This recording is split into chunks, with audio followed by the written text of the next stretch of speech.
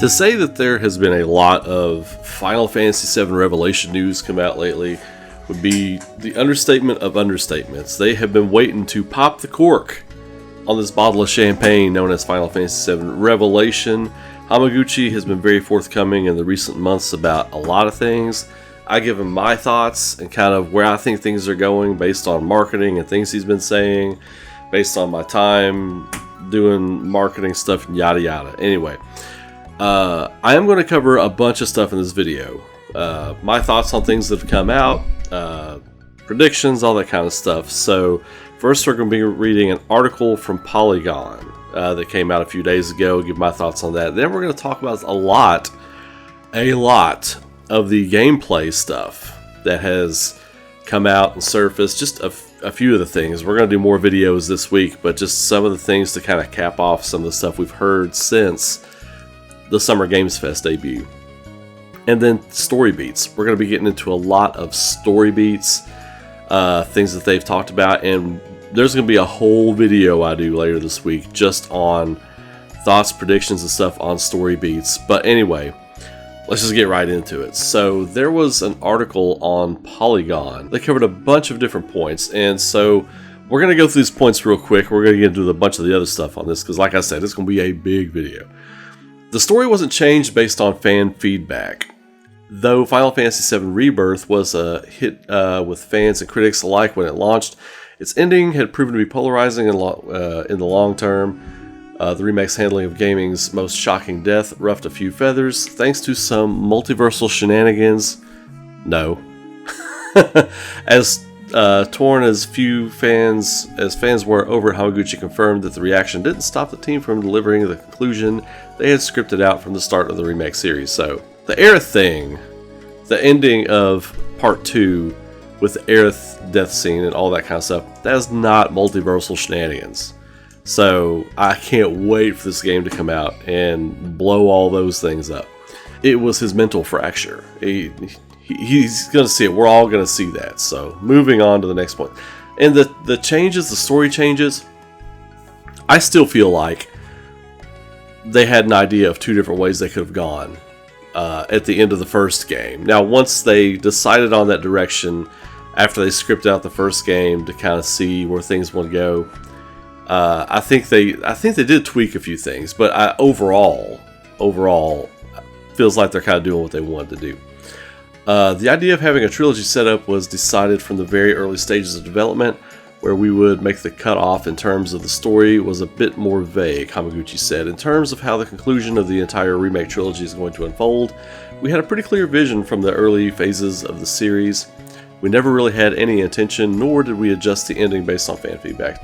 Number 2, there's less content bloat compared to Rebirth. Let's see what they have to say about this. So if you found Final Fantasy VII Rebirth too overwhelming due to its endless supply of minigames and world activities, then you are not a JRPG fan. I'll say that first. Some relief is on the way. Hamaguchi said the Revelation is cutting back on some of the cruft this time around to keep its open world from becoming exhausting. Whenever you have this epic open world format, a lot of the common fan criticism is that there's way too much content to cover and it becomes too much. Now, I will agree. There is a lot of stuff you shouldn't have to do. Like, I was frustrated in Costa del Sol doing the bikini chase rundown. That was super frustrating. I was like, I just want to get out and explore this world and it wouldn't let you do it. You know? So that was frustrating for me. So yes, less of that necessary stuff. Have it there as an option if you want to do it. Maybe get a bonus or something like that, but don't make it necessary, you know? We faced that same criticism for Rebirth, particularly with the minigames. With that, we did take some feedback from fans, and we are implementing some changes with Revelation. We tried to address and alleviate their concerns, so we are putting some changes in Revelation so that the open world experience becomes much more enjoyable. I think what they're going to do is they're going to make a lot of that stuff optional. So a lot of people complained about the towers, like the Assassin's Creed-esque towers that you had to activate. I personally enjoy that. I like exploring a region, like, okay, I got to a new region, let me go activate this thing, let me find the little things to do, and then I'll find little things to do around those little things to do. I am the type of gamer that really enjoys that type of thing, like full stop. You can give me that all day and I'm going to enjoy it very much. But there are other things, like I said, chasing down the bikinis or getting a cat out of a tree or something like that. I don't necessarily need to do those things. Midgar's back, but it's not the full map. As part of Revelation's open world pivot, players will be able to return to some locations from previous games. That includes Midgar, the walled city where the entirety of Final Fantasy VII Remake takes place. Hamaguchi implied that the Midgar raid from the later hours of the original game will be recreated in the remake. Don't expect to explore the entire city as it appeared in Remake, though. Yeah, I figured they weren't going to make the whole thing explorable. I don't think it'll be on rails. I think there will be one or maybe two sectors completely open. Plus, you have to get into kind of the underbelly, like the plumbing system of Midgar in a way, to kind of sneak in. So in the railway systems, you've got to be able to traverse those to get back in. So the game experience of visiting and exploring Midgar is going to be a little different than it was in Final Fantasy VII Remake, Hamaguchi said. You won't be able to visit all the slums or all the streets you were able to go around in. It's going to be a bit different in Revelation. I can't dive into details too much because it would be a spoiler, but when you look at the overall area of Midgar, it is built in a way that retains that iconic element of the Final Fantasy VII world. So, yeah, that's not like a big scary thing for me. I know a lot of people are probably gonna say, "Oh, that ruined the game for me. It's a 1 out of 10, whatever." Who cares? No, yeah, this is fine. I mean, you're going to be able to explore a little bit of Midgar, probably about 30% of what was in Remake, because Remake is a whole game. It's a whole ass game. So, I'm fine with that. The Gold Saucer is home to a Queen's Blood hub. Midgar isn't the only returning location. Players will also be able to revisit the Gold Saucer amusement park, which will include a new snowboarding minigame. Hey, snowboarding! Snowboarding confirmed, man. Let's go. While the location won't factor into the main story much, Hamaguchi confirmed that it will house its own contained side story. This time around, it will also be the premier place to play Queen's Blood, Final Fantasy VII Rebirth's beloved card minigame. That makes total sense.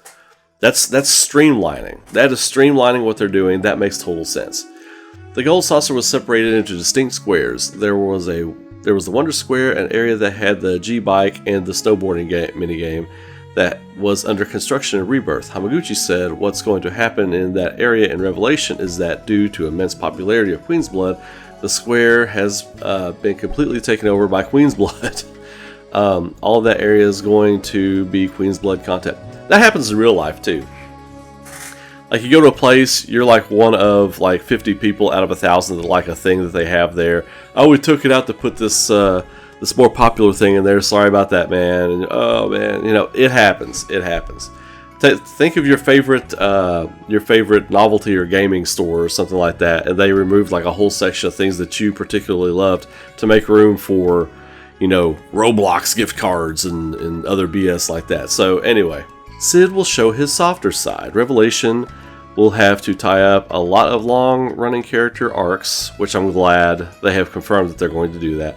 But it will introduce some new ones too. Both Vincent and Cid will join the party as playable characters this time, getting way more screen time than they did in Rebirth. And we all kind of knew that, right? It was like, oh, this is what they're going to do in the third game.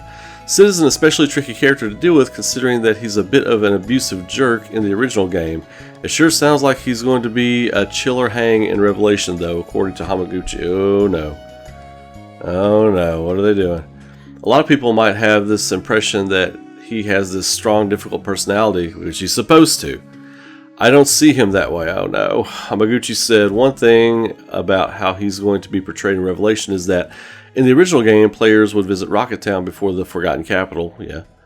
If we were to take that same approach, then Rocket Town would have been in Rebirth instead. The reason I'm stuttering through some of these is because like these ads keep popping up and it keeps shifting where I'm reading. So bear with me for a moment.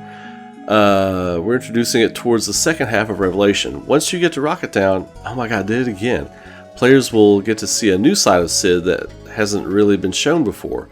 He's a highly regarded man. Everyone in the town loves him, so we are exploring this character further, and we'll get to see new sides of him previously not shown. Man, you know what? I'm going to wait and reserve judgment on that. I'll wait and reserve judgment. There might be more to that. But part of his character growth and his character arc is getting over being that abusive jerk toward Shara. So, Alright, so that's that. There was way too many ads on that thing, and I kind of skimmed it, and it wasn't a whole lot of crazy wild stuff. But now we're going to get into some crazy wild stuff, because there's a lot of content to cover. So I kind of wanted to get into that. So the first thing I want to cover is kind of like the gameplay things they've talked about. There are a lot of really cool aspects to this, and this is probably the meatiest section of this whole video. I want to get into a few things. I've been talking to a lot of you all on Discord and at live shows and conventions I'm at, and we're having great conversations. So we're going to go ahead and do this video, and then anything else that's popping off or that I haven't seen, I'll be doing remake videos on later, or not remake, but Revelation videos on later. But we're going to get into a lot of this. So the gameplay that they've been talking about, I think a lot of the things they've talked about are things I was hoping they would address. First off, we're going to level 99. Like, we're going to be able to, yeah, there's kind of a level cap. They said no level cap. That means you can get up to level 99. I'm really excited about that, because that to me tells me there's going to be plenty of places in the game where you can grind. They're going to encourage grinding, I think, because a point we're going to get to later on in this thing, you're going to have to max your characters out for super, post-game, end-game super bosses. Yes, we're talking about Emerald and Ruby weapon, but maybe another weapon, maybe more weapons, maybe other things, maybe, you know, God forbid we get some other stuff that we'll get into here in a minute. So it sounds like this game will truly be play how you want to play. Now, we talked about that a little bit earlier. We did that article, and they were talking about, or Hamaguchi was talking about, how they're trying to get some of the fluff down, and they listened to a lot of people's feedback. That didn't sound to me like they're getting rid of it. That sounded to me like they're going to make it optional if you want to do that or not. Like, especially for like, okay, people didn't like the rim wave towers, right? I enjoyed that because I like having a lot to do in one area. So if you didn't like that, maybe there's an option in the game to where you don't have to use them. Maybe like there's another way, like Chadley can use sonar from the high wind to map out an area you're going to before you parachute in. Or you can tell them, yeah, thanks. Or you can tell them, hey, no thanks, I want to find it on my own. And you can go down and you can just use the towers. I mean, that's just an idea. That's not anything confirmed, but that's just an idea, you know? So it really feels like they're going hard into play this however you want to play it. And I think that's amazing. It's an amazing thing. The article also spoke a little bit about the Gold Saucer being the main hub for Queen's Blood. They have confirmed, and a lot of you will probably already know, that Red 13 is going to be the main character for that. I think this is awesome. And I think this opens the door for other things narratively in the game. One of the big things from Final Fantasy VII Original is I didn't feel like you spent enough time wrapping up characters' little storylines. A little bit of something here, a little bit of there, but I wanted more. A lot of people were fine with how it was. A lot of people were like me, and they just wanted more.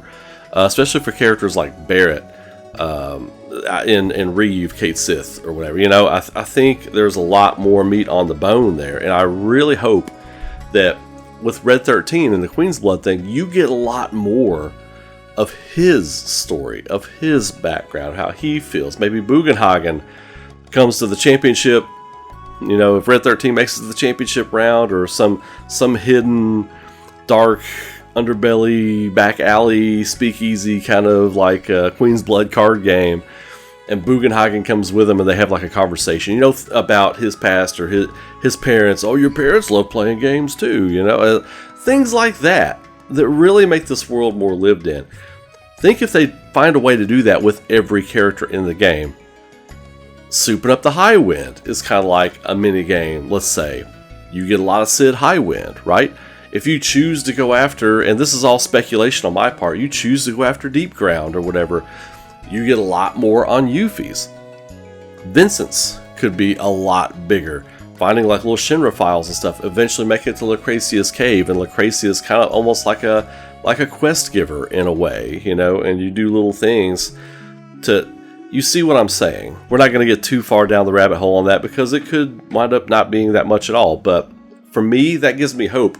There's going to be so much in this game that we get to do, and I'm really excited to just dig into all of it. Now, he did talk about like how they're incorporating a lot of fan feedback from the previous game and what people were saying about you know, what they liked, what they didn't like, what they want to leave out, and stuff like that.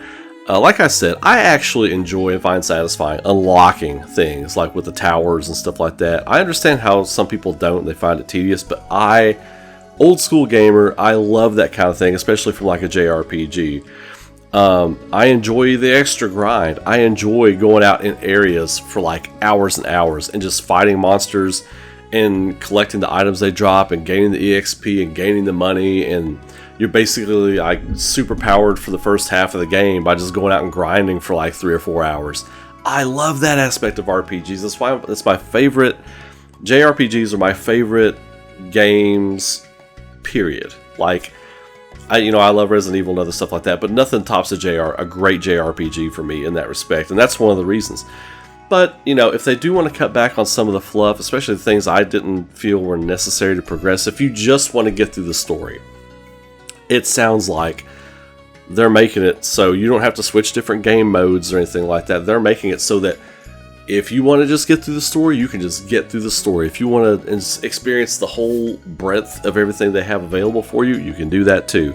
I think that's amazing, and I think that's exactly the way this game should be approached from a development standpoint. Now, speaking of some innovations that are in the game, I think what they have spoken of on the High Wind is awesome. Like, everything about the High Wind right here is awesome. I love what they're doing. Like, the High Wind, and I speculated, we did some live streams talking about this game, and I had speculated that some of the places you can land with the parachute are going to get strategic, right? Like, and I was right. He confirmed that. Like, you're going to be able to land anywhere pretty much in the world based on your strategy and how good you are at landing and timing it and being precise and everything. You can land pretty much anywhere. I think that's amazing. And it's going to be like a fast travel to get back onto the High Wind. I think that's fine. Like, reboard the High Wind? Yes, no, yes. Okay, boom, and you're back on the High Wind. I think that's fine. I don't need some, like, 2-minute cutscene of you making your way back to the High Wind, whether it be like a levitation platform or like a ferry, an air ferry taking you up or something like that. I don't need that, and I'm glad that they seem like they're streamlining that stuff too. The strategy being involved with high wind jumps is cool. I think that's a really cool idea. Another thing, and this goes back to what I talked about with Sid High Wind and maybe upgrading your staff, or maybe your staff making upgrades based on certain conditions being met throughout the game. What if there was a way, like parachute jumping upgrades, like stability focus, like new harnesses, like, because those little things can help you access hidden areas that can give you more powerful power-ups. I think that would be really cool, like upgrading like everything about the High Wind, even down to the parachutes, even Chadley's got a wing or Chadley's got a room on the High Wind, upgrading that, the crew being a part of the story, I think is really cool, because some of the crew had some funny little dialogue moments. The team is looking at that. The team knows that. This is a team of fans of the game. They're like, oh yeah, some of the High Wind stuff, some of the crew's got some funny little lines. Let's give them some love. I think that would be great. Maybe the crew can upgrade the gear for more control of the High Wind itself, because we know it gets like an upgrade toward the end of the game where it can just blast off, like it goes super fast.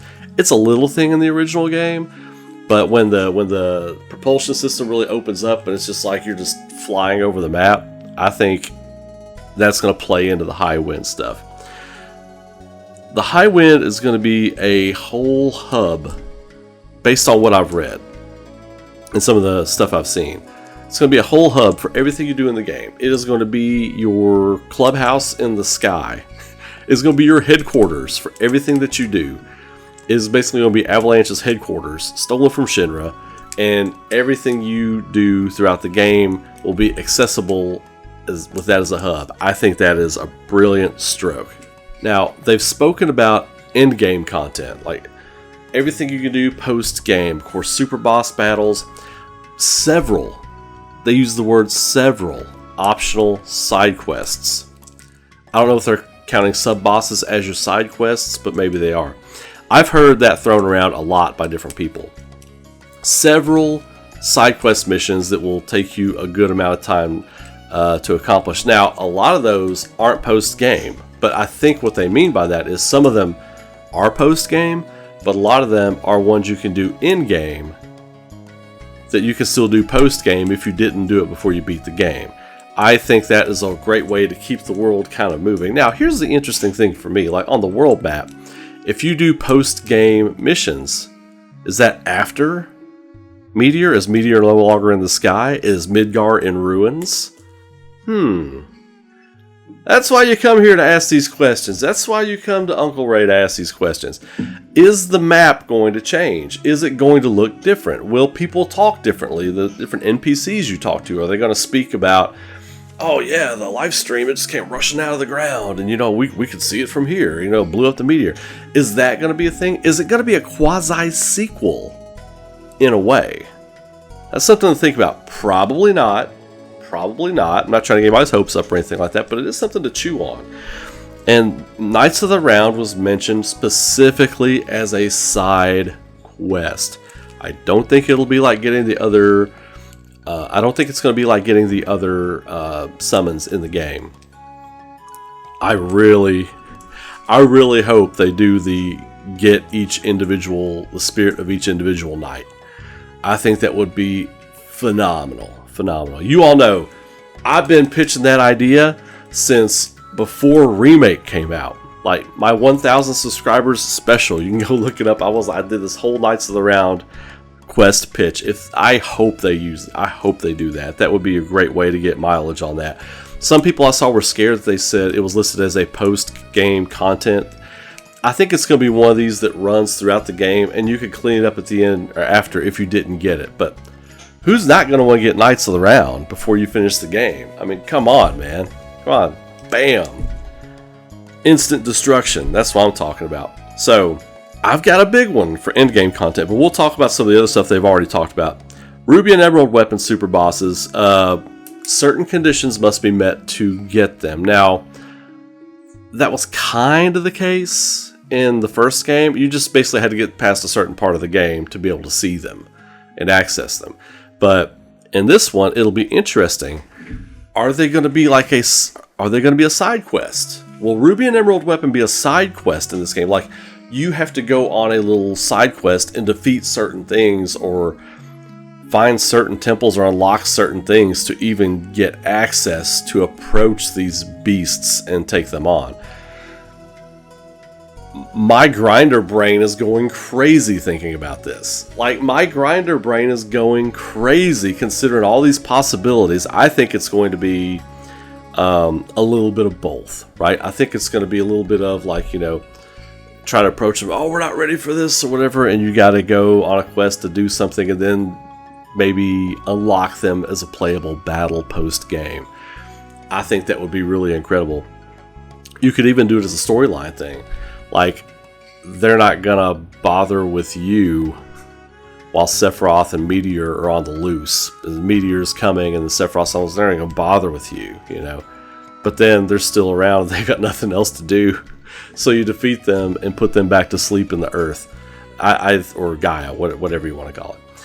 I think that would be really cool. So they also say several end-game missions. We talked about this earlier. Now, so much content. If you do all these side quests and missions, and I know a lot of you all that I talk to in comments on Discord here on this channel, you're side quest hungry like me. You love side quests. You love the grind. People, if we do all these side quests in the whole game and everything, there's no way we don't get at least 120, 130 hours out of this game. That's insane. That's absolutely crazy. The fact that they've been working on this game for so long, and I still hold to the opinion that they have spent 3 years just filling this world with content. I think when Rebirth came out, I think the world was pretty much finished, aside from some texturing stuff or whatever they would do. I think it was modeled. And they've already said the high wind goes around the clock. It goes all the way around the globe. So you keep going in one space, you'll come back to that spot eventually. You just keep going straight. It's a full world. That's insane. The current Square Enix is able to pull this off. And no shade. I'm just saying they haven't even attempted anything like this. So that's why I say it that way. Massive world. They've been building this thing for a long time based on everything I've read in the different interviews Hamaguchi's had over the past few months, and Katase's spoken a couple of times too on the production and everything, and based on theories and speculation that I've talked to a lot of you about. I really think this has been in the works for a long time. Like, I really think they've been, since Rebirth came out, I think they've been just spending time filling the scenarios and side quests and finishing up the main scenario and everything else because the world was built. This is a lesson for Square Enix moving forward as well. Just build it. Just build the whole friggin' thing. Get it where it needs to be, and then just start filling it with stuff. Like, I would have the world built before you even announce the game is coming. Final Fantasy 17, have the world built before you even announce the game is coming. And then we get the game in like 2 years. That's incredible. Knights Around side quests, we talked about that. So finally on gameplay stuff. And I also put a little story stuff at the gameplay section here, but end game content, post game content. Could we get Advent Children? Could we get Dirge of Cerberus? You could do Advent Children as a super post-game quest. Like, if you think of Advent Children, you think of the path of Advent Children, it's almost just like a side quest. Yeah, you do fight Sephiroth at the end of it. Again at the end of it. But what if you could definitely, absolutely, completely do Dirge of Cerberus as a post-game super side quest? You could do that. You could cut out a lot of Dirge of Cerberus. A lot of that game could be cut out. And at the end of Dirge of Cerberus, what if you fought Vice, Nero, any of those people, like Hojo's digital essence fused with Vice? There's so many different things you could do. The sky's the limit for post-game stuff. You don't even have to do a sequel to FF7. You could just do a couple of super post-game side quests. Yeah, dude, line it up. I would knock that out. Line it up. I think that's a great way they could go. Now, just a few things for story beats for the game. So, one of the things that a lot of people have been talking about and oohing and ahhing over is the fact that Hamaguchi came out and made reference that, you know, there might be a Cloud and Sephiroth team up. Or I think the MC said something about it and Hamaguchi was sly and very coy about it.